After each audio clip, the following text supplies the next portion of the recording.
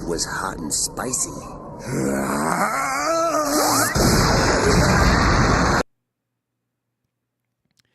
Hey, what's up, pups? How you guys doing today? I meant to start on full screen. Whoops. Oh well. But welcome to another episode of the Power Up Podcast, a podcast that looks into all things pop culture. Well, at least the things I enjoy. But, I'm looking amongst other things as well, to find the good, the bad, the ugly, sometimes the supernatural that could take place, the spiritual warfare taking place, I enjoy that sort of stuff. You're wrong. What's up, dude? I'm having fancy chicken fingers, and I'm not sharing. I am jealous. I wish I could have some. I actually had some jalapeno sausage. It was quite delicious, for I'm on that keto brand. But it's really good. It's delicious. It's fun. It's healthy. I lost a good chunk of weight first time I did it. I was pushing 270, and now I'm down to like 195, give or take. Sometimes it depends on, how when you wake up in the morning because you're all stretched out because you're laying. And then, of course, you kind of shrivel back up a little bit and the weight shifts. But technically that 195. So fun stuff. So a lot of interesting stuff I found in the old news today that we can talk about. I'm trying to incorporate now more I guess the positive side of stuff too, which it's always nice to try to cover that as well and stuff, but a lot of the articles that spark my interest and I read can be negative in the sense like in terms like, video game companies bastardizing games that you love and stuff, like that sort of thing. But, when I see the companies fail and stuff, to me that's funny and that's hilarious and they deserve it. But, trying to bring more stuff to where it's just more naturally positive and that sort of thing. That's uplifting, makes you think of nostalgic memories and all that stuff, which I love that nostalgia rush, don't we all? Because it's that longing for back in the day when things were more simple.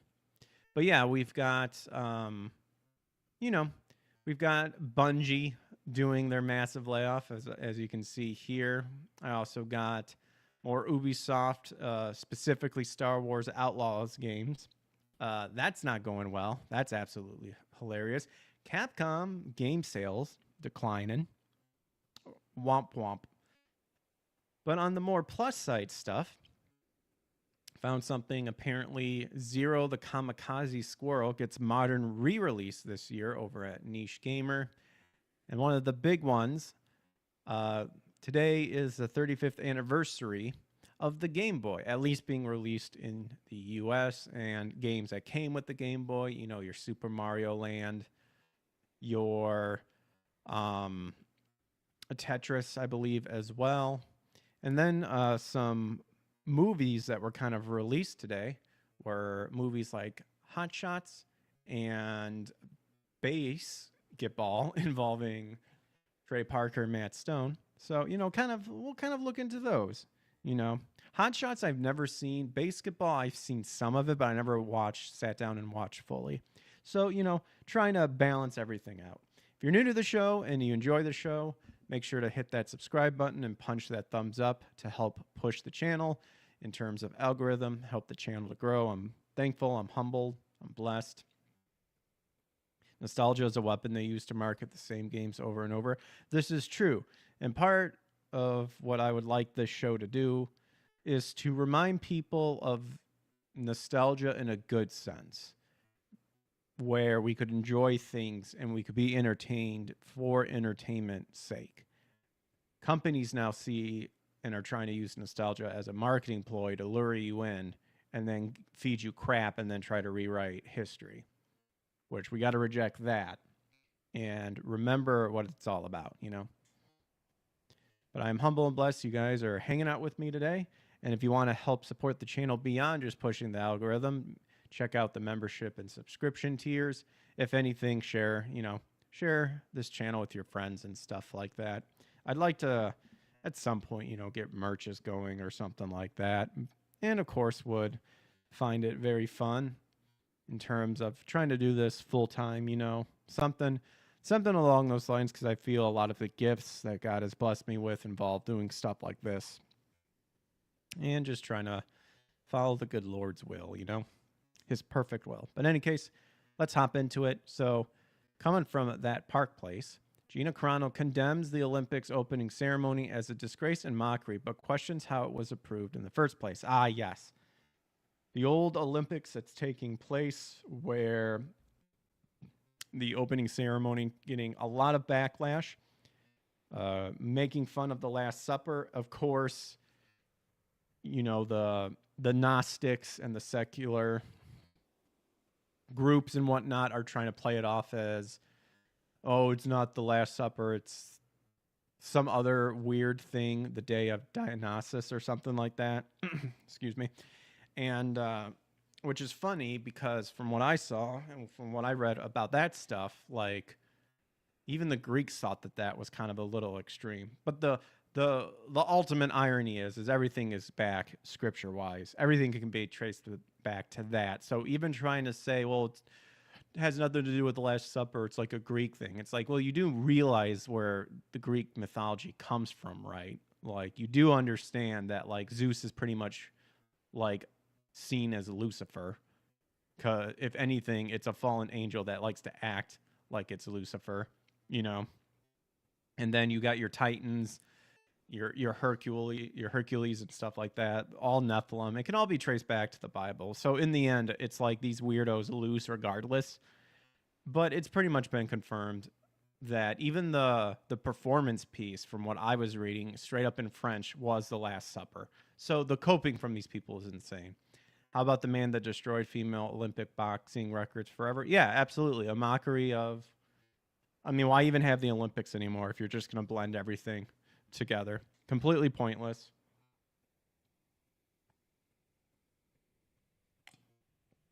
But it's great that people are pushing back against it.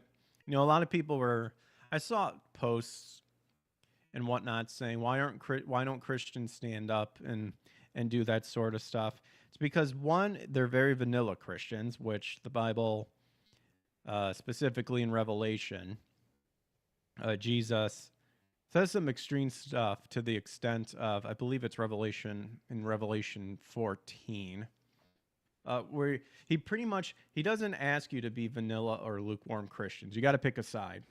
And it is slowly winding down to where you got to pick a side. Got to pick a side.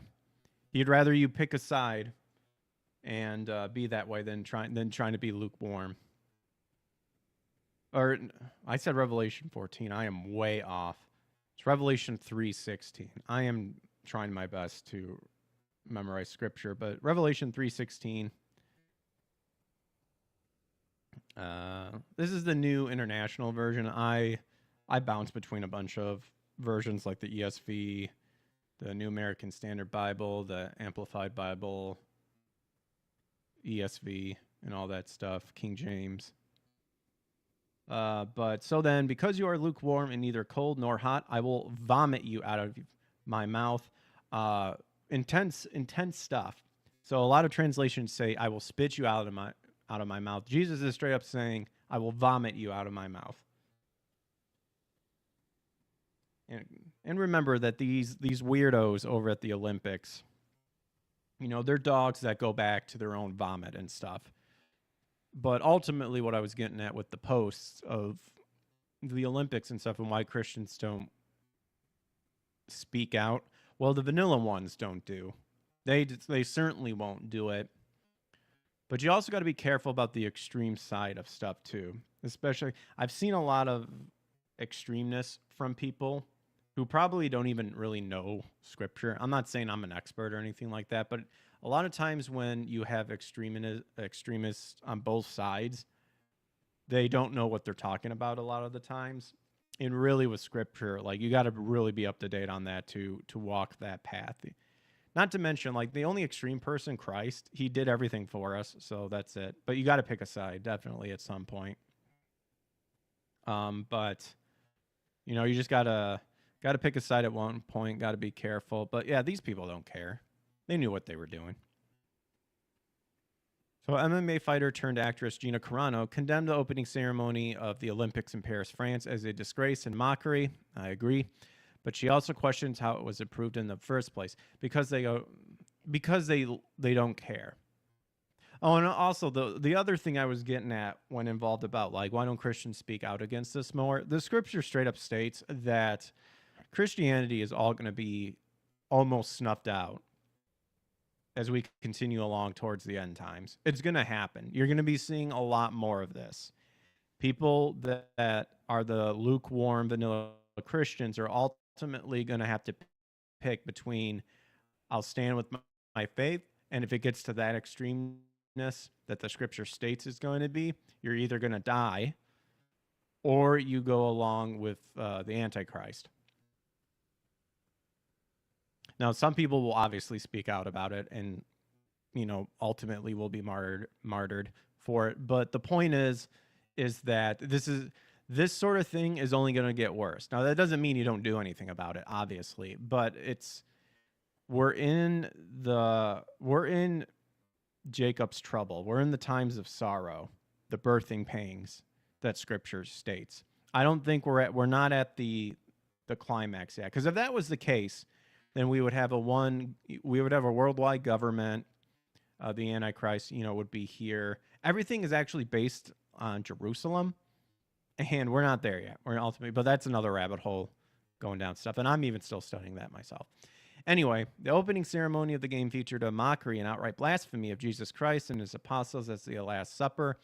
Features drag queens, a woman as Olympic Jesus, which hilarious, as in, you know, I find it funny because the whole point of the Olympics is having people represent, you know, your country and everything at the most peak and physical finesse, like they're the best of the best is pretty much what it is. And then you have the main person being fat and overweight.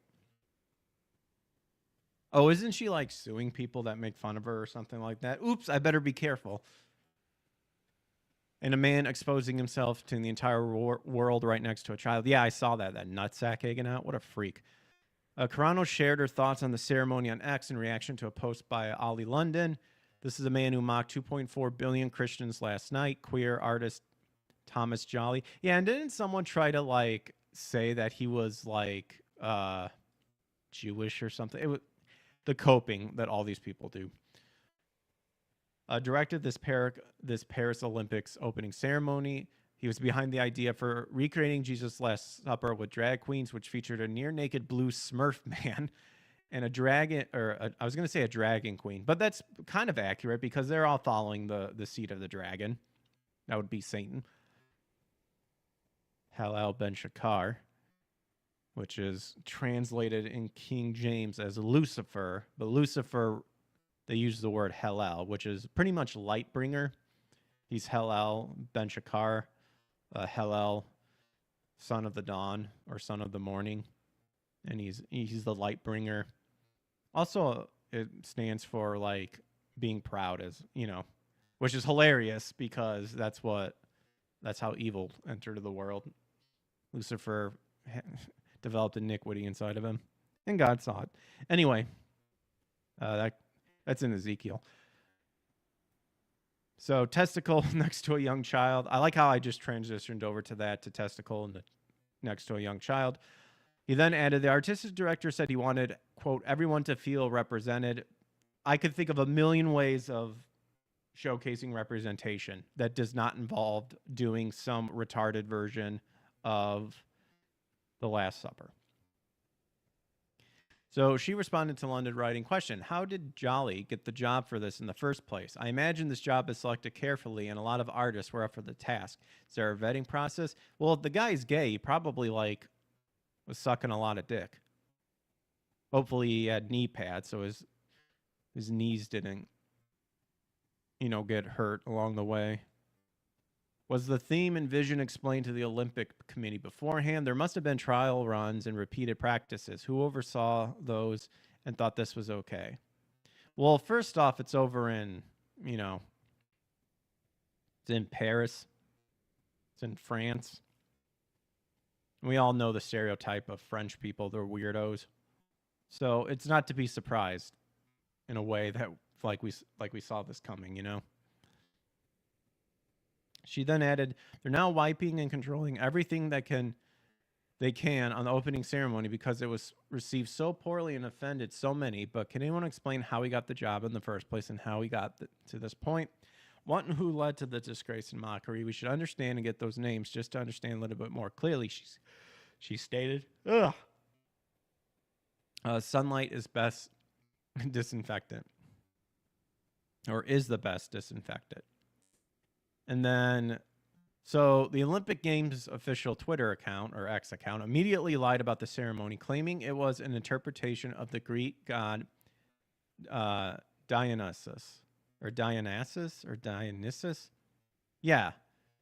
Okay, yeah, so they're trying to pray it off that it's the Greek god Dionysus, which is hilarious because, again, the Greek gods are just fallen angels or slash Nephilim that ultimately is a bastardized form of God's creation. So it really didn't help them in going down the Greek route. Not even close. This was very quickly debunked by an Instagram story posted by Barbara Butch. The man dressed as a woman in the middle of the blasphemous ceremony made it clear he was playing Olympic Jesus. And then ex-user Thomas Stevenson shared a screenshot of Butch's Instagram story about the translation. Yep. Barbara Butch as Olympic Jesus, the French team boat arriving. Yeah, so they straight up are not hiding the fact that they were making fun of, New Gay Testament. This is what this weirdo is saying. Describing the image as the gay New Testament.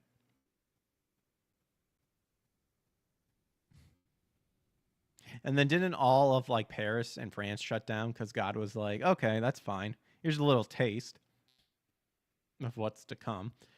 Producers of the ceremony also informed the Wrap. For the festivity segment, Thomas Jolly took inspiration from Leonardo da Vinci's famous painting to create the setting. They added, clearly there was never an intention to show disrespect towards any religious group or belief. That is, dude, how can you say that? That is a fucking straight up lie. The guy straight up admitted it was a gay version of the Last Supper that is featured in the New Testament. No intention. Like, eat my ass. You are a liar. Jolly, don't really do it because I'm sure they would be all about it. I do not consent. Jolly is not the first artist to make a reference to what is a world-famous work of art. From Andy Warhol to The Simpsons, many have done it before him. That's okay. Yeah, so it's, because other people done it, it's okay for me to do it. That's fine. Sure. Yeah, a lot of people have made parodies of The Last Supper. A lot of people have, done stuff too. I'm sure other people has mocked it. The fact is you're trying to lie by saying this wasn't towards any disrespect or anything. That's a straight up lie. The International Olympic Committee reiterated the lie that blasphemous opening ceremony was never meant to offend or show disrespect. The IOS has taken note of and welcomes the clarification given by the organization committee regarding the opening ceremony in the daily press briefing. The organizing committee said that there was never any intention. Okay, we're kind of like repeating the same thing here. It's a lie. They're liars. They reiterated that their intention was always to celebrate community and tolerance. By making fun of the Last Supper, that's not really celebrating community and tolerance. That's making fun of the Last Supper, which is making fun of Jesus, who, if anyone knows Jesus' ministry, he hung out with a lot of sinners and anything. But a lot of people like to leave out the fact that he told them to repent. And he was very black and white about things. So much so that towards the end of the ministry, up until when he got crucified, a lot of the people that followed him left him because it was too hard for them. It was too extreme for them. You literally can learn this by reading the scripture. Of course, these people don't want to because probably the demons inside of them like hiss at it because it's the truth. IOC spokesman Mark Adams also addressed the IOC copyright claiming the ceremony on various social media platforms. We haven't taken any images out, but obviously not for a censorship reason. But obviously there are different rights in different countries, so that also makes a difference. So they're just trying to make an excuse now of wiping the proof and then apparently copywriting people for trying to show it. But you should also be aware of not mixing up official platforms and non-official platforms, because obviously they don't have the rights to show. Okay, I'm getting to the point where I don't like their excuses are hilarious. Like, go ahead and make them all you want. So Annie Discampus also addressed the blasphemous scene and lied about it. She said it depicts a pagan fest, which is featuring the goddess of Olympus, which explains the presence of Dionysus, which is the god of wine, feast, which is the man painted in blue. Again, where do those Greek gods come from? They come from what is told in the Bible about the sons of God commingling with the daughters of man and took them as wives. Took being as in by force. I'm sure some of them probably gave in because they're like, hey, the seraphim angels were like, hey, have sex with us and, we'll bestow upon you like great power and wisdom and the knowledge that was shared to us. Except it's a perverted version of it. And they were like, yeah, sure. Keep in mind, during this time, during the flood, when it says Noah of that generation, like the entire world was like corrupted down to a DNA point. Because everybody was doing sacrifices, cannibalisms, blood drinking, and all that stuff. That's why God flooded the world. Because he had to start over. And Noah was perfect. It says he was perfect and without blemish. That means down to a DNA structural level because he followed God. She continues, so this scene was made to end the parade of the athletes in order to celebrate them. It was an invitation to party, staged with this catwalk where we've showcased a new generation of French fashion designer. So if any people have been offended, it was not intentional. Yes, it was. And I think everyone should really focus what the artistic director say about his intentions. I don't care what he says about it. We can see through the lies. He can make up all the excuses that he wants. Hell, I wouldn't even care. Like, literally, they would just need to say, yeah, we were making fun of Christianity, and I'd be totally fine with it. I mean, at the end of the day, like, I see through the lies of these weirdos doing this, and, the good Lord will take care of it in due time. It's just the fact that they're trying to lie and say, well, this is all about community and stuff like that. Debauchery, I don't see how debauchery brings about community. I mean, I guess, like, hey, we all like taking it up the butthole, so let's all get people that like it up the butthole, like, I guess, come together. Sure. There's community there. Not everyone's down with it. Oh, boy. I've seen this picture posted again. Are they going to try to quote, like, this bishop? So after reading the claim that there was no intention to show any disrespect, Bishop Barron said, give me a break. So we have a group of drag queens cavorting in a kind of sexual provocative way, clearly an imitation of Da Vinci's The Last Supper of Jesus, and no disrespect was meant. You think anyone takes that seriously? Next, he addressed the claim of celebrating community and tolerance. Yeah, tolerance. Except for those pesky 2.6 billion Christians on the planet. Everyone's welcome. Everyone's tolerated. All of this lovely diversity until you get to anyone that disagree with. Yeah. So we're getting the point. And people have already brought up the point, like, they wouldn't dare do this with, like, Islam or anything like that. Wouldn't dare do it because they know how they know how Muslims respond to it. The extremists, that is.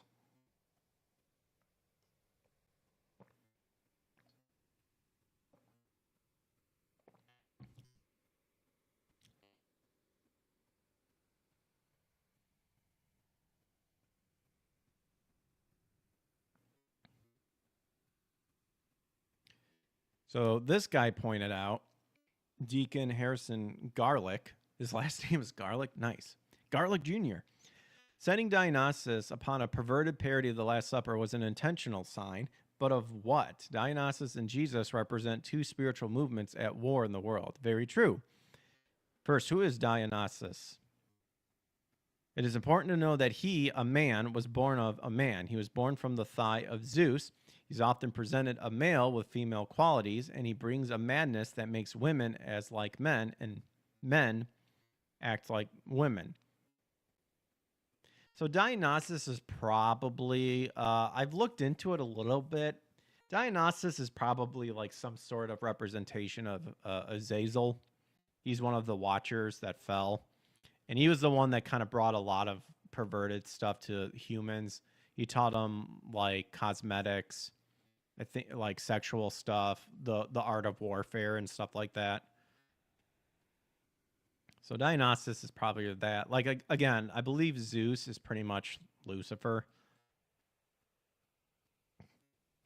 But the point being is that this is where all the perversion in the world like really came about.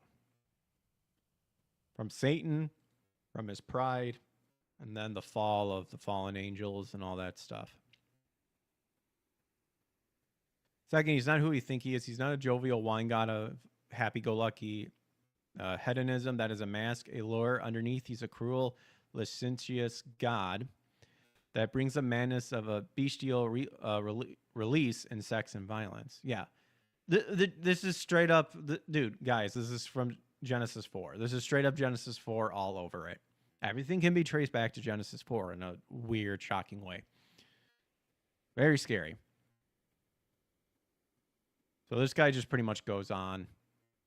Yeah, someone out there was going to go in deep about the Greek mythology and stuff like that.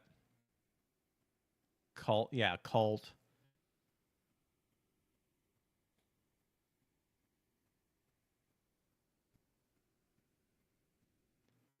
Yeah, I mean, what do you make of Gina Carano's condemnation of the Olympics opening ceremony in France?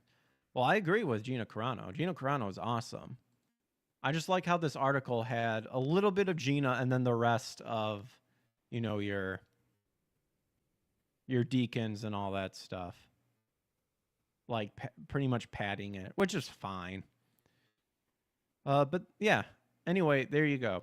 It indeed was a disgrace and a mockery because the main thing is, as well, is that that if they wouldn't be doing this to any other religion. They definitely wouldn't be doing it to Islam. They wouldn't be doing it to Buddhism. They probably wouldn't even be doing it to Shintoism and all this stuff. It's always Christianity because Satan has built the lie on Christianity that meekness is apparently weakness, which is not. That is not at all what the scripture says. Well, there you go with that. Literally and metaphorically gay, the openings of the Olympic ceremony. Wabam. Let's jump over to here. Not hearing good things about Star Wars Outlaw. After Ubisoft refused to fix massive AI and graphics issue for Star Wars Outlaws, a new clip shows just how terrible the game is. Really? You couldn't tell it was going to be bad when you just take a whopping look like that? This literally looks like it's from PlayStation 3. Anyway, in the wake of Ubisoft refusing to delay Star Wars Outlaws after massive complaints about graphics and AI detection, a new clip of the game has surfaced showing just how buggy and broken the game's AI detection and combat is. So as shared to social media by ex-user Mangaloyer. Mangaloyer is cool. I like a lot of his stuff. A review of Star Wars Outlaws from IGN praises the game's blaster battles while showing a blaster battle that is completely broken. Yeah, that was bad. I don't know if you guys saw. That was awful. As seen in the video game, or excuse me, well, it is a video game. As seen in the video below, the game's main character, Kavas. Okay, I always feel like I would be terrible making up names if I ever wrote stories and stuff, but I swear, specifically these fake Star Wars people with their names like OSHA and all that stuff, Kavas, like, I feel like you could make something so much better. But anyway, so apparently she's in some kind of warehouse and is engaging what looks like to be the Pike Syndicate. So she unloads her pistols into one enemy, or her pistol. I mean, I'm sure you could dual wield at some point. But it does not appear to kill him. Instead, he appears to have a seizure and is only stunned. Ah, yes. Set Star Wars blasters to Star Trek stun. After the enemy recovers from said stun, It just stands there at point blank range instead of killing Vess. In fact, it actually turns and begins moving away from her, probably terrified from that woman power. Another NPC also runs up and gets into point blank range, but does nothing. She then moves into another corridor and NPCs follow her. So it's kind of explaining like the video. Does it have it linked here?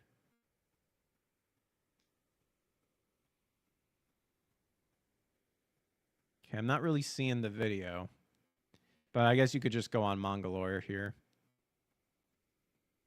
Oh, wait, is this it? Wait a minute. Oh, here we go, right here. Oh, I think I have to, if you guys want to hear it, I gotta turn on this real quick. Here you go. Felt like they had meaningful stakes, and as such, the blaster battles felt like they had meaningful stakes, and the stealth gameplay had a bit of weight to it because I knew that I'd be up against it. As such, the blaster battles felt like they had meaning. How can you say that when you literally have her failing? Wow. Is that from IGN? IGN, a journalist. Oh my gosh. Terrible. Well, there you guys go. Whoops, that's another one. Capcom sales decline. Womp womp. We'll get to there in a minute. That is, wait. That is Zero, the kamikaze squirrel. That's another one we'll get to. Oh, crap. I accidentally closed out the article we were reading. Let me go get it. Let's see. What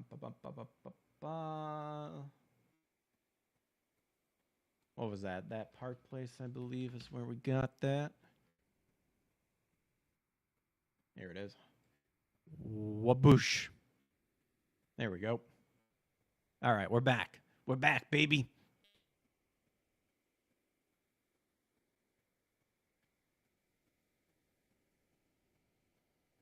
So there it is. Well, wait, why is this showing? Now this is showing the video. What the F, David Blaine? Anyway, there you go. Right there. We watched it. Terrible. And as noted above, the footage has surfaced after Ubisoft refused to delay the release of the game after receiving a plethora of complaints upon releasing 10 minutes of gameplay footage earlier this month.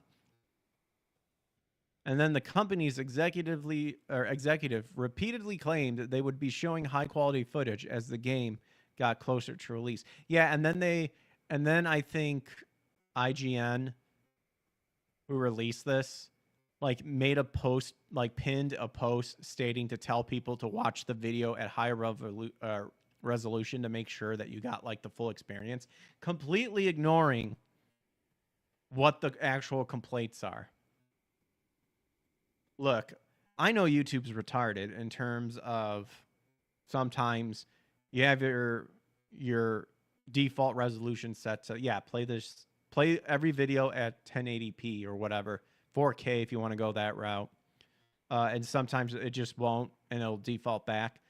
But we're talking about like the quality of the game itself, not like the video player resolution. You dumb homos.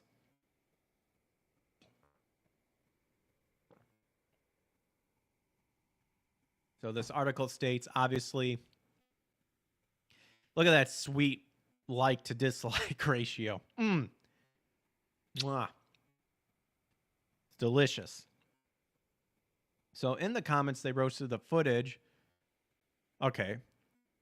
All right. We've read an article that already has this like inside of it, because I remember reading these comments.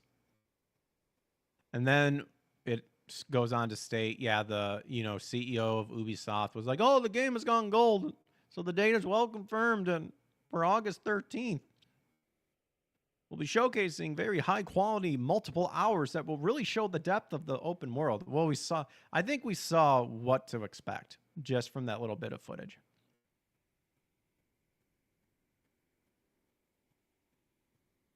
Let's see. The company, we've also said for Star Wars, the level of quality of the world and experience is really high. So this appears to be a disastrous decision for the company, as more footage is revealed, showing just how buggy and mediocre the game really is. Even gamers who were given access to the game early have not been fully sold. excuse me, a YouTuber ACC stated in almost 4 hours worth of game shows that a couple of the promises the developer have stated are absolutely true. Size the explorable world, that should just be a given. How long you can experience it, okay. These two things right here are what any game is made of. Any current generation game nowadays. If it doesn't have this, it's gonna fail. And of course, I know it depends on the game too.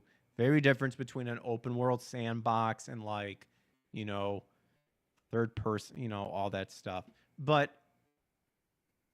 even those games have a rather big world. You know, that's the point I'm making.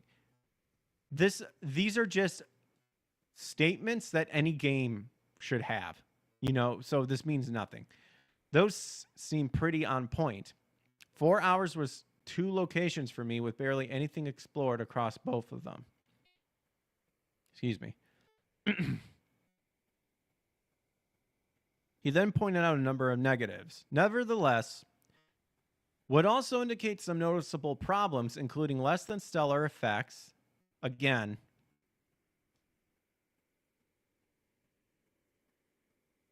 I mean, just that. I don't even need to say anything. Just look at that picture and it explains everything. What else did they say? What also appears to be a desire to carve off the edge of the characters like a sculptor pissy at his creation the next morning.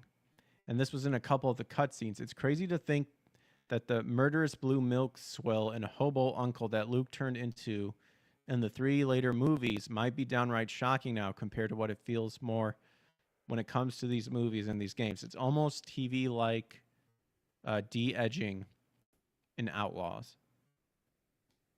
And then another person, I don't think this is mechanically very simple and at times a little too simple. Or I do think this is mechanically very simple and at times a little too simple, a little too narrow. Can feel very on rails in the way that it is frustrating. The stealth mode is pretty played out and the combat is little to write home about. Dude, this is like when people like praise The Last of Us Part 2 or something for its combat system or something. Like, dude, it's nothing to brag about. You know? Like, there are plenty of games who do that same thing. So this guy also goes on to say the spaceship combat doesn't look good. Feels like a mini game. Generally had a good time playing for 4 hours, and I really did feel kind of spirited away as I explore new planets. All right. I mean, I guess I shouldn't be super biased. And we'll take a little bit look of what they're claiming is like really good. You can uncovered hide side quests. You mean hidden side quest? You traveled to new planets, met new characters, made decisions about who to side with or betray. Okay, dude. Again, all of these comments of trying to say this is what good about the game is what you can apply to any game. That's bad. That means nothing stood out to you except the flaws.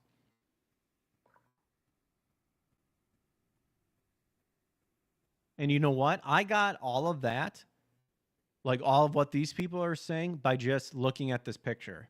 Or, you know, we've seen the memes, like the very bad stuff. And we've seen like the model it was based on and how she's 10 times more beautiful than what she's being portrayed in the game. This straight up looks sculpturish. It looks like a PS3. And we're not on PS3 anymore, folks. We're on PS5. We're on PC. And you're making games that look like this. Like, if I honestly wanted to play a Star Wars game that kind of has this feeling, I might as well just get my copy of Star Wars The Old Republic and boot it up again, because this has, like, a similar feeling. And that game had a lot of problems. All right, so there was that. Now we got Capcom games sales decline 44% as of overall sales decline 33%. Uh-oh. So declining 44% in its quarter one financial result presentation. Not only did its game sales decline, but its overall sales declined 33%. That's not good. So you got 142.2 million. If that's where it fell down around to compared to its previous quarter, which was 251.1 million. And then, based on that, apparently the overall sales declined by 33%, around 196 million from 291.1 million. Uh-oh. And while sales declined, the total number of units sold declined by nearly 30%. Capcom reported its unit sales only clocked in at 9.534 million units, down to 13.5 million. And of note, 82% of all sales were done overseas, while only 18% were done in Japan. A whopping 92.6% of all units sold were done digitally, compared to just 7.4% done physically. See, and these numbers right here is the ones that I absolutely hate in terms of the companies looking at it, to when they'll point to something like this and be like, oh yeah, see, everyone just loves digital. They just love the digital. And it's like, well, you're setting everything up and you've admitted it to where you want everything to be digital. So obviously all of the good deals and all of like early access and all this stuff, you're going to make it where going digital is the best option. And then you're just going to use that to be based off of like, yeah, you see, physical, it's just dying. Point is, own your games, people. Do not go to the digital route. Emulate that shit. And then finally, 97.1% of all sales were catalog units, compared to just 2.9% of sales beginning new titles. And the catalog sales declined 5.5% from an 8.8 million unit. So despite the decline in sales as shown above, Capcom does not appear to be worried, and noted all business segments outperformed planned. All business segments outperformed plan, making good progress towards achieving full year target. Net sales and operating income growth in arcade operations, amusement equipment, and other businesses. Apparently, it's touting that Monster Hunter Stories is a success, noting Hunter Stories and Hunter Stories 2 Wings of Ruin were released on additional platforms in June, and thanks to support from a wide range of users, the sales of said games surpassed a cumulative total of 2 million units. And then Monster Hunter World Iceborne and Rise continue to grow, contributing an improvement in the brand of titles in the series, which cumulative sales now over 100 million units worldwide. I haven't even played a Monster Hunter.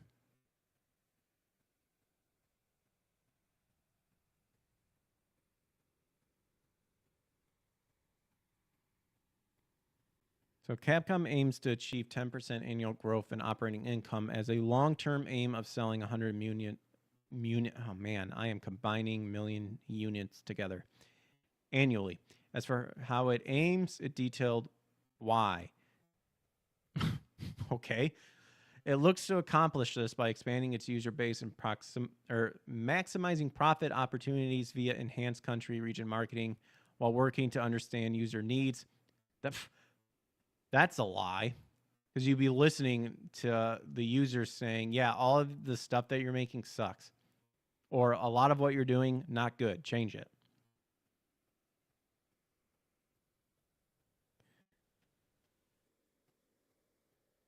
So in addition to continuing to develop the arcade operations and amusement equipment businesses by using popular IPs and major content, the group will also aim for a substantial growth and strive to enhance brand value for its IP. Now we're getting into the jargon that I really begin to lose interest. The point being that your sales games are declining, Capcom. But by all means, just continue thinking that you're doing a good job. Sure. All right, so now we're on the kind of the main topic of the negative side of things in terms of, negative, and yeah, it kind of sucks that, people getting laid off and whatnot. And it's just, Bungie, company that people liked in the past, but now it's garbage, but funny to us because once you go woke, you will for sure go broke. Whoops, what is that? Get that out of here. Bungie will lay off 17% of staff, focus on tighter relationship with Sony. So they announced they're set to lay off roughly 17% of their total workforce. So around 220 developers due to an increasingly challenging industry. The new layoffs, part of a, quote, new path plan at Bungie, will affect every part of the developer and will actually include senior roles and executives. The sweeping layoff comes alongside the news that Bungie will focus on a tighter relationship with parent company Sony, relegating staff to Sony to avoid further layoffs. Here's the full message from Bungie CEO and Chairman Pete Parsons.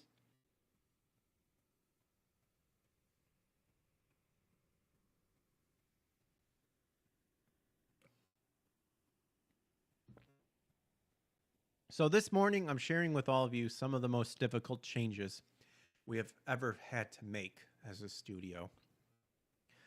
Due to the rising cost of development and industry shifts, as well as the enduring economic conditions, it has become clear that we need to make a substantial changes to our cost structure and focus development efforts entirely on Destiny and Marathon.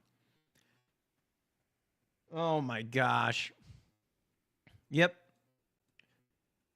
Oh, so Bungie's admitting that it is due to inflation. I was told the inflation was fine, but apparently it's not. Oh my gosh, they're really going to try to pass this off as, oh man, the economy. Woo! We're in a bind here, folks. We're in a bind. Got to lay off 220 people. Bullshit. So again, that means 220, add a 0 at the end of 22, and there you go, of our roles will be eliminated, representing roughly 70% of our studio's workforce. These actions will affect every level of the company, including most of our executive and senior leader roles. Today's, once again, a difficult and painful decision. I feel like I've heard this before. Specifically for our departing colleagues, all of which have made important and valuable contribution to Bungie's, but now you are no longer worth. We have used up all your talent, and now we must discard you away. Our goal is to support them with the utmost care and respect. Oh, man. Right when apparently, all that unionizing was taking place. Shoot. Dang it. If only they could have just waited a little bit longer to get that situated. For everyone affected by this job reduction, we will be offering a generous exit package, including severance, bonus, and health coverage. I realize all of this is hard news, especially following the success we have seen with the final shape. This is the first time I've heard of that, but sure. But as we've navigated the broader economic realities over the last year, and after exhausting all other mitigation options, it's become a necessary decision to refocus our studio and our business with more realistic goals and valuable finances. So apparently all the other goals before weren't realistic. Apparently they were still too crazy out there. We were crazy. Woo! We're kooky. We are committing to 2 other major changes today that we believe will support our focus, leveraging Sony's strength, and create new opportunities for Bungie talent. Wait a minute. So you got to fire people in order to create new opportunities, as opposed to maybe just trying to regulate doing it in-house and without having to let people go. But hey, they know what they're doing. I don't know anything. So they're deepening their integration with Sony Interactive Entertainment, working to integrate 155 of our roles, roughly 12% in SIE, over the next few quarters. SIE has worked tirelessly with us to identify roles for as many of our people as possible, enabling us together to save a great deal of talent that would otherwise have been affected by the reduction in force. Second, we are working with PlayStation Studio leadership to spin out one of our incubation projects and action games set in a brand new science fantasy universe to form a new studio with PlayStation Studio to continue its promising development. Okay, if you're trying to form a new studio, why not give the people that you just let off like the opportunity to then go work over there?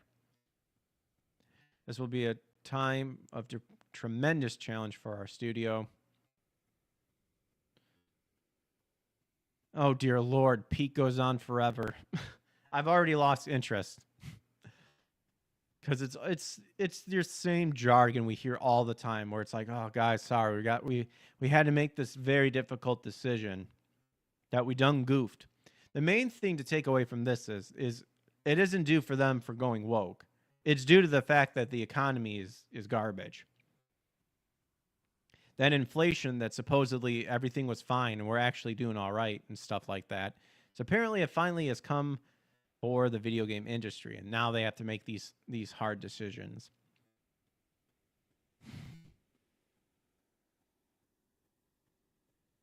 Yeah, look at this. Oh my gosh, it's like he's... Oh gosh. This is like a monologue that I don't really give a shit about anymore. What up, Komanga? More layoffs? Absolutely. Just keep firing everybody. How about just close down the entire studio and then just start over? So sad. Yeah, it is sad. I don't know, but part of the facetiousness inside of me kind of goes, well, you're reaping what you sow and what you expect. But, you know, it's not, there might have been some people that legitimately cared about the work they were trying to do, and it sucks that they let go. But now we're hearing the same old excuses again. 2020. So their rapid expansion ran headlong into a broad economic slowdown. Yeah, again, okay, we know what he's getting at. It's the economy. Because of the economy, we thus have to do this. Sorry, guys. Not because we bastardize and wokeify Destiny 2 or anything like that. It's the economy. We were overly ambitious, our financial safety margins were subsequently exceeded, and we began running in the red. Don't stop living in the red.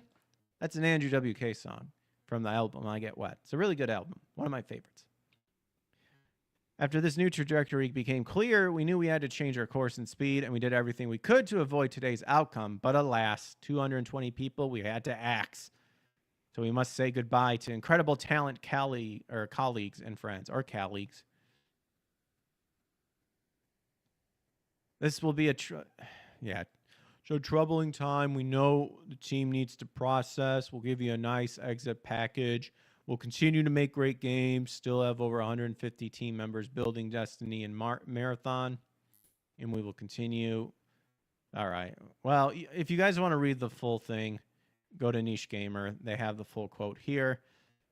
I just wanted to get the idea that he's trying to blame this on the economy, to which Bounding into Comics declares that fans see through this bullshit and are crying foul, and that really it's because of years of virtual signaling. Oh my gosh. Cannot talk today. This morning, Bungie CEO Pete Parson again announced, so he's blaming rising development costs, industry shifts, and enduring economic conditions, so they have to refocus its development efforts entirely on its flagship franchises, Destiny and Marathon.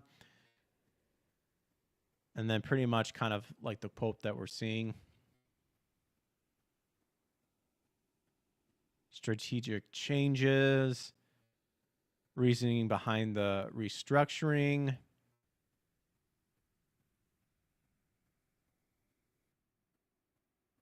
So, and I just read that because they were overly ambitious. But we want to see the reactions online. The reactions online were swift and pointed to multiple instances of hypocrisy by the studio and its CEO. In one instance, Manga Lawyer, hey, showing up again, pointed out how the studio spent the better part of 2 years focusing on virtue signaling instead of working on its own products. You're wrong says, if they were incredible talent, the company would not be going bankrupt. Exactly. So he said Bungie spent 2 years virtual signaling about everything except video games. During this time, the developers aggressively attacked gamers and became obsessed with pronouns and claims of justice, often targeting white males. 2 years later, the same company fired 200 people. Yep, right here. Exactly.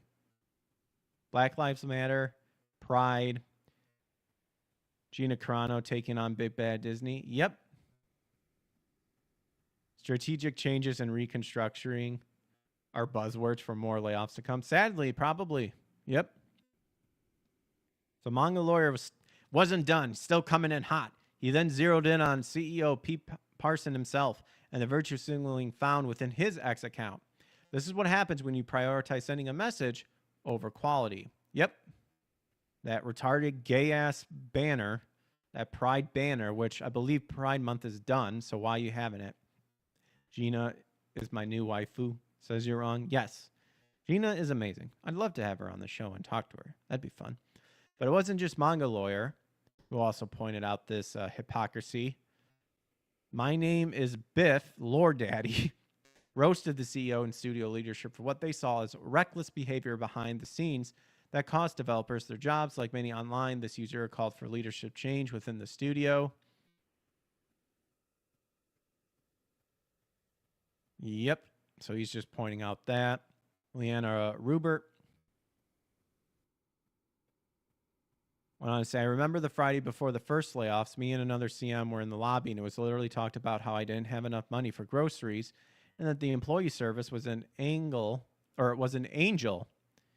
maybe even an angle too, like there was a catch to it, for helping me have food since I was told to drop all of my side jobs. When Chu got laid off, Pete walked right up to us and bragged about a few new expensive cars he bought and that we should come to his house and see them. After hearing how we weren't making enough money, we did not make Dylan's money. Dylan was senior and we were not allowed to go for any senior roles without our development. He also made shit money when he first started. The pay was atrocious if you were in soft skills. I remember looking right at them and being like, was that weird? Why couldn't he look us in the eye? And just having a bad feeling. I was told I was being too paranoid and it didn't sit right. Cue Monday morning, getting an HR invite at 6 a.m., even though I said specifically I would never talk to HR without a manager present. Due to horrible interactions with the head of HR there, she's gone. Thankfully, when I couldn't get a response on what the meeting was, I knew.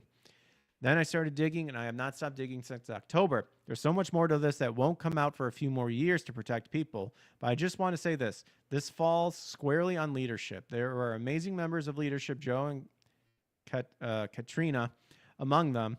But the problem at the top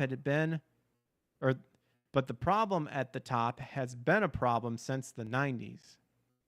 This person apparently was there in the 90s. How QA has been treated, how the devs have been treated. If you dare to ask any questions about, hey, this doesn't seem right, you were instantly labeled anti-Bungie. Some members of LT didn't want a studio. They wanted a cult to worship their legacy. So we're going to take your legacy because it is owed, especially the people. Okay. So a lot of people pointing out stuff. Michael says, well over 20,000 jobs in the video game industry has been lost in the last 18 months. Oh, gosh. Again, I need to just have whiskey so that I can just blame my terrible reading based on that. Honestly, it's Elon versus Bob Iger. Since it's their legal departments, I don't know what made Elon to hate Bob, but he is done with Disney because he hates the woke mind, because he's legitimately pissed off of what he said about his son that's now transgender in that interview with Peterson. Like, you could feel the sadness coming from him. He says his goal is to kill the woke hive mind, and a lot of the woke hive mind comes from Disney. But sadly, there you go. It's awful. It's awful that these people are losing their jobs. But, you know, how many people actually deserve to get laid off, and how many people, you know, unfortunately were just clumped into together? We don't know. It sucks. But, you know, what is it, like in Full Metal Jacket or something? It's a shit sandwich, and you guys all got to take a bite out of it. So you guys knew, these people knew what they were getting into. Disney started furries too. I don't know. There's a lot of weirdos. Technically, Fallen Angels started furries because they created some abhorrent bastardizations of animals like chimeras and stuff like that. But let's move in as we kind of wind down the show. Let's move into like some good stuff.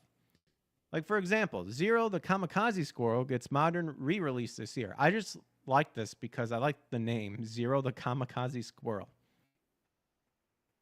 So Radalikia Games has announced a new re-release for the 90s platforming game Zero the Kamikaze Squirrel in collaboration with Shinu Yuden. It's getting a re-release sometime this year across Xbox One, Series XS, Switch, PS4, and PS5. It was originally released back in the 1994, or in 1994, not the 1994, but I guess it's only 1994 one time, so it could be the 1994. The high mind must be shut down. Indeed. It was later ported to the Super Nintendo. And here's a rundown. Who said bad guys cannot be heroes? Ario, the acrobat's infamous enemy, comes from some ninja squirrel action with an adventure of his own. While working on Edgar's evil plan, Zero receives a letter from his girlfriend telling him their forest is in danger and her father has been kidnapped. When he tells Edgar that he needs to go to protect his forest, Edgar refuses, but Zero leaves without permission. So now he needs to head back to his forest as soon as possible, but the evil madman Edgar doesn't take a no for an answer and is not planning to make it easy for the hero to go save his beloved forest.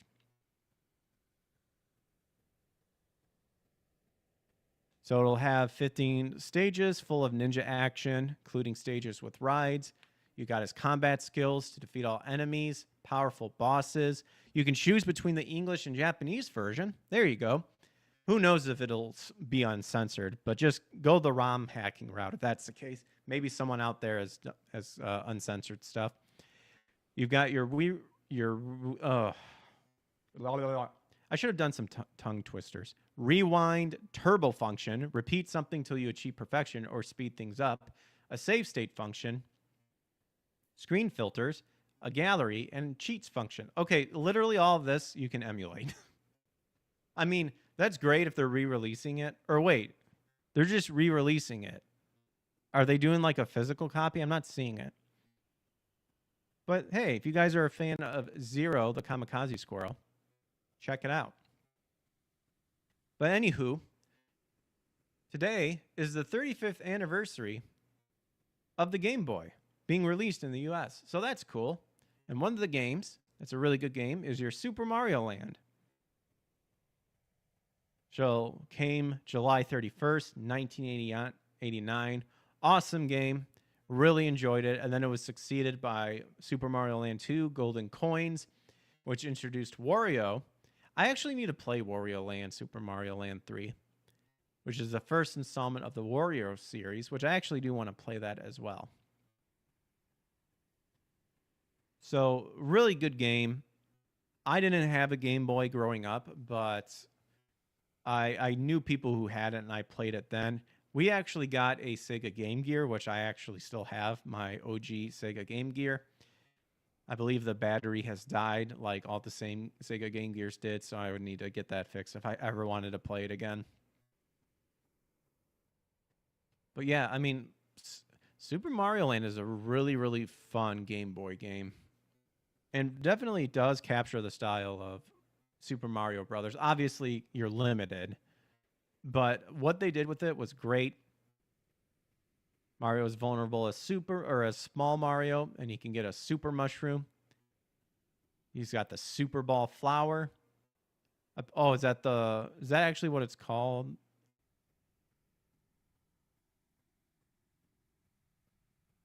Is that what the ball is called? Because you throw that one ball. That might be what it is. Check this out. I like the fandom Super Mario wikis. I didn't want to just default to Wikipedia and stuff like that. But look at that. I just like how they show everything. But man, back in the day, you just had your A, your B, your D-pad, and start. Very fun game. You're rescuing Princess Daisy, not Princess Peach. Got your... This says Goombo. Wait, the Goomba relatives? Oh, that's cool. Yeah, because this takes place in Sarasara Land. Or Sarasa Land. So instead of Goombas, you have Goombo, Bombshell Koopa, Koopa Troopas with bombs for shells, a fly, a bun, flying bees that carry arrows, your piranha plant, your upside down piranha plants, Gaio, the sphinx that breathes fire, Honen, the undead Taurian, Uranian Boo,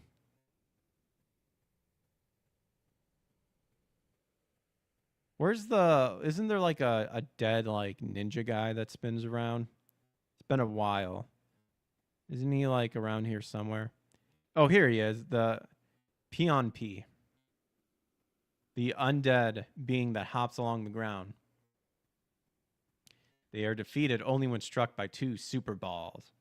And then you get to ride on your little plane. That's cool. Tatanga, King Tometsu, Dragon Zamasu, Hioi Hoi, and Byokienten, a cloud.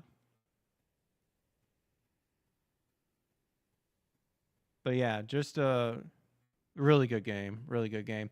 Unfortunately, it was not a game that like I would consider nostalgic, at least for me, because I didn't grow up with it. But really, really fun game too. And there might even be ROM hacks out there that allow you to put it in color and everything. Maybe you might be able to do it with, what's it called, the Super Game Boy reader. I mean, I know you can apply colors to it, but some people like will ROM hack it and put it together. But there you go. Highly recommend playing Super Mario Land. I played it. Very fun. Definitely recommend it if you haven't played it. And then I guess with also something fun too are like movies that got released today. So I found 2 movies that unfortunately I had to go with Wikipedia. I couldn't find anything that was non-Wikipedia in terms of like if I just wanted to show you guys like little tidbits of news and stuff. Released today was Hot Shots, released July 31st, 1991. So it's a parody of Top Gun, as well as 9.5 Weeks, The Fabulous Baker Boys, Dances with Wolves, Marathon Man, Rocky, Superman, and Gone with the Wind. And then there was a sequel, Hot Shots Part Duh, or Doe. And it's written by the people who did Airplane. So I haven't seen this movie. But I also really enjoyed like those movies, like, you know, the Naked Gun series, Airplane, and stuff like that. So I'd really like to check this one out too. Wonder how it did. Let's see. The film apparently debuted at #1 in the United States. Holds an 82% approval rating. That's cool. It looks like it did a pretty good job. Wow, they don't really have a whole lot of information about Hot Shots. I mean, it is Wikipedia, so take it with a grain of salt. 89? Wow. Yeah. And then the other one that I thought was interesting is Basketball. Written by David Zucker and starred Trey Parker and Matt Stone, to which I think they shat on this movie after all it was said and done. This is the only work involving the stars that were neither written, directed, nor produced by them. Yeah, everyone thought that they made this movie, but they didn't. I remember that. And then, unfortunately, it was a box office disappointment with mixed critical reviews. But it is credited with coining the slang term derp. You're gonna love Mr. Derp. And I've seen some of this movie as well. I haven't sat through and watched the full thing. But they I'm more than positive, like in past interviews and stuff like that, they said oh, they regret doing Basketball. Oh no. So I guess according to this, when Zucker got greenlit from Universal, he wanted Chris Farley to play the lead role before casting Parker and Stone due to their work with South Park became a huge hit. They only agreed to do the movie under the assumption that their show would have been canceled by the time filming began. Wow. They just thought, well, we're done, so we'll go ahead and do this and start getting our acting chops in. Basketball was a movie I would like to see. I think it's one of those movies that have become like a cult classic just because it's Trey Parker and Matt Stone.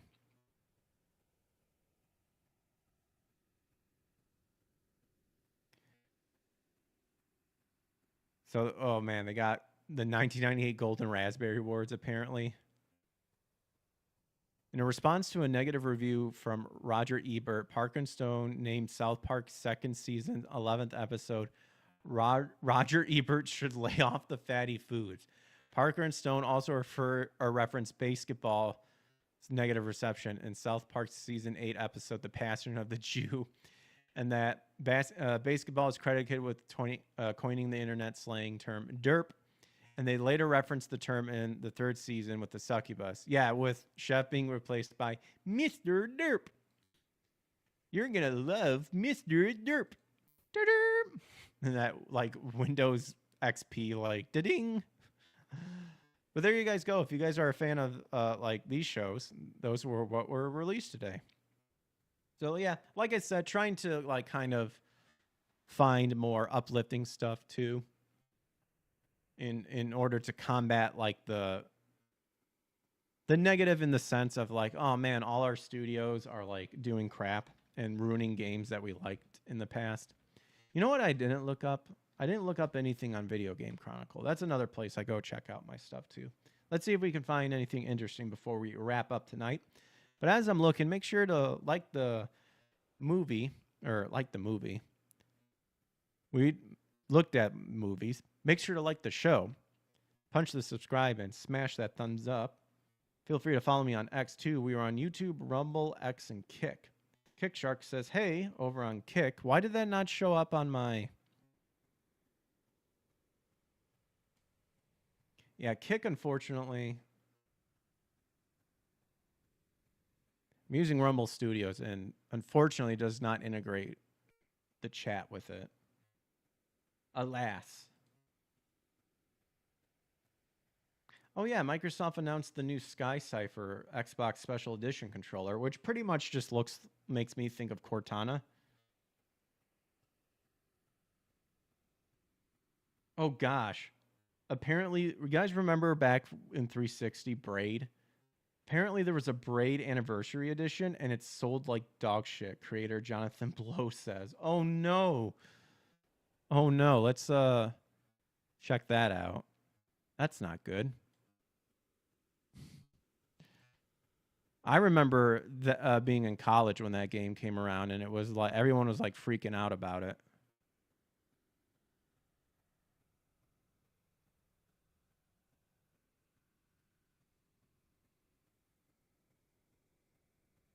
Oh, apparently the EA CEO says the SAG-AFTRA strike won't cause any significant short-term impacts. I love it when they say, oh yeah, it's not going to affect us, because it really goes to show that they do not give a shit about union. All right, well, here's the controller. New Xbox controller, but where are the games? I know, right? But a cool transparent blue controller also comes in new, more eco-friendly packaging. Dude, no one cares about the packaging. Oh my gosh. Doesn't this look like Cortana? That's pretty cool. Has a transparent blue design. I have one of those like transparent Game Boy Color handhelds. I like those. It's pretty cool. But this just makes me like just gives off of like a Cortana feeling. Apparently it's available for pre-order at $70. You can get it on Xbox.com. I'm not going to promote them. You know where to find it. So I guess the new packaging removes single-use plastics and replaces the paper manual with a QR code linking to a quick starting guide. Also, it's 22% smaller and 21% lighter. I don't know. I'm still a fan of the Sony controllers. What's up, Vibrating Light over on Rumble? Hello. Allows you to see the inner works.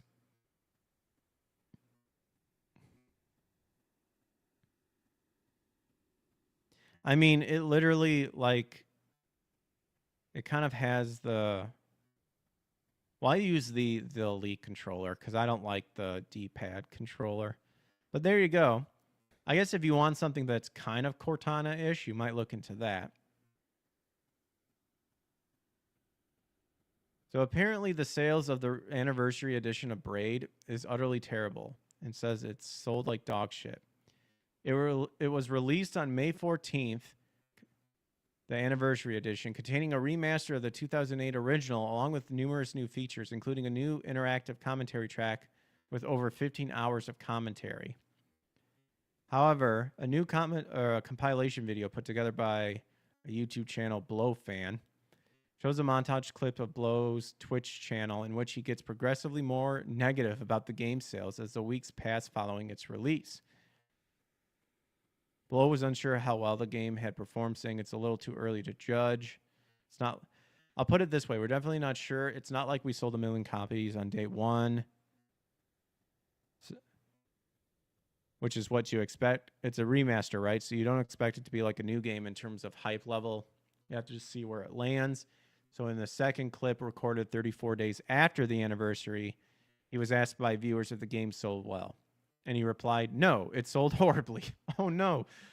Well, it depends on what your standards are. If you compare it to nostalgic things like the Jeff Minter game that's on Steam or Atari 50, it sold much better than all of those. But it has still sold like dog shit compared to what we need to make for the company to survive. Uh-oh.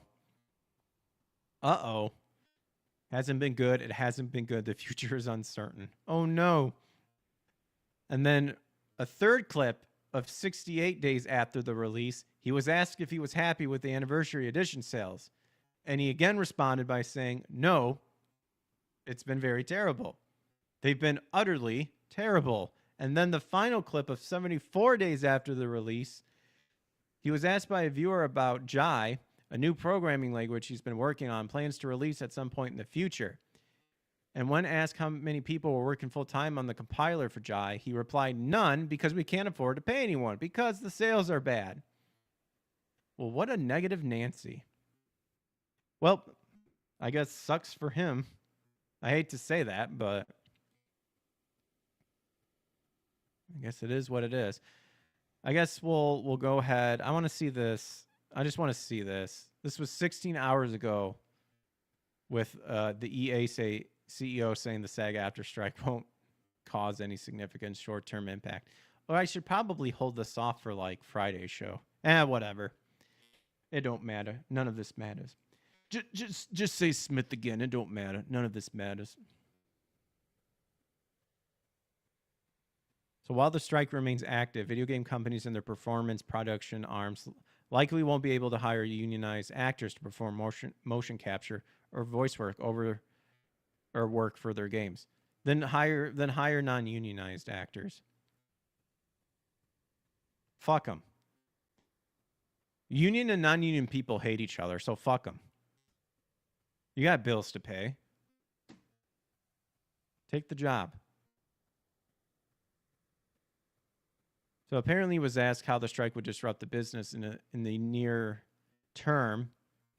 He responded that while EA is contributing to the negotiation process, the strike won't have an immediate short-term impact on the company.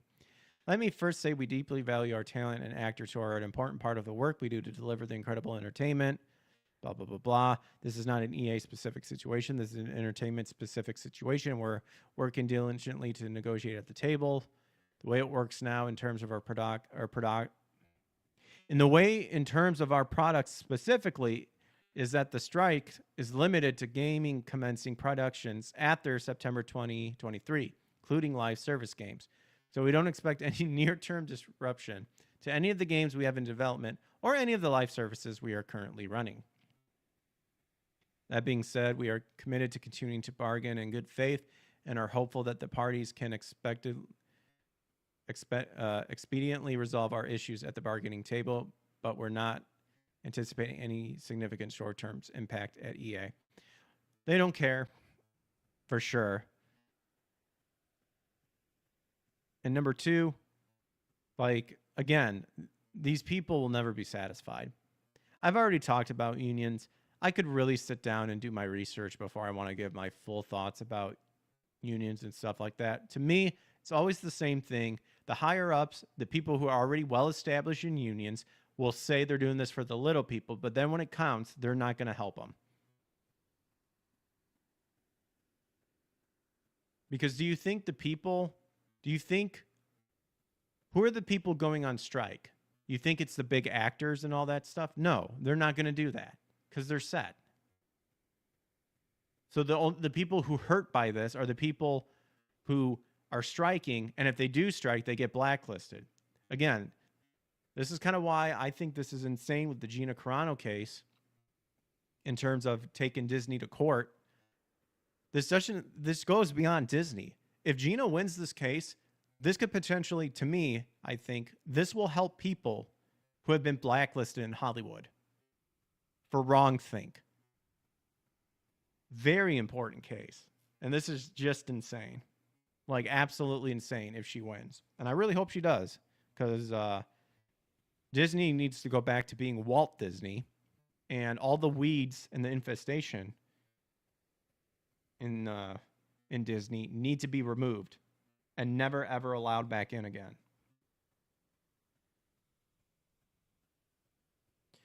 But that's all I have for you guys. So thanks again for hanging out with me. If you enjoyed the show, make sure to smash the subscribe and like button. We were on Rumble, we were on X, YouTube, and Kick. And you can check out my other social media listed in the description below. Or if you're on X, you can give me a follow over there. And then I have a link tree in my bio that you can then follow me on other stuff. I'm trying to think of ways to start producing a lot more content, because I got to get out of this, to be all honest, this creative depression. I'm tired of it. I'm trying to fight through it and stuff like that. And it's been going on for quite a while. So trying to think of ways to keep myself preoccupied and to create more content, to get out of the funk. But I'm just thankful for everyone hanging out with me and enjoying my rambling and my terrible reading, stuttering, and all that stuff. I'm humble and I'm appreciative. Thank you. Thanks for helping support the show. And then, of course, if you want to go beyond that, I also have locals and membership and subscription tiers. You can check those out. Disney's been bad, needs to pay. Yep, I agree. But that is all for today. Tomorrow we'll be continuing Mario and Luigi Paper Jam. We finished Supersonic Warriors. Unless you want a Dragon Ball Z collection game, I probably wouldn't recommend getting it. To me, it was some of the requirements of just playing the story mode was insane if you want to unlock everything, but I guess that's part of the challenge.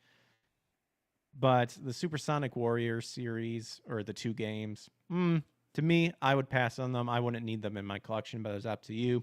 And then we finished up Beyond Good and Evil. That game was really good, even though the ending boss pissed me off, because by no way did it ever tell me, at least that I'm aware of, that I can recall, that you need to not get hit in 8 consecutive hits.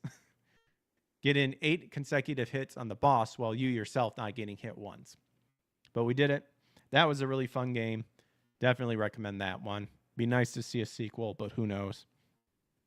But in any case, you guys have a good rest of your night. Take care. God bless. Catch you guys on the flip side.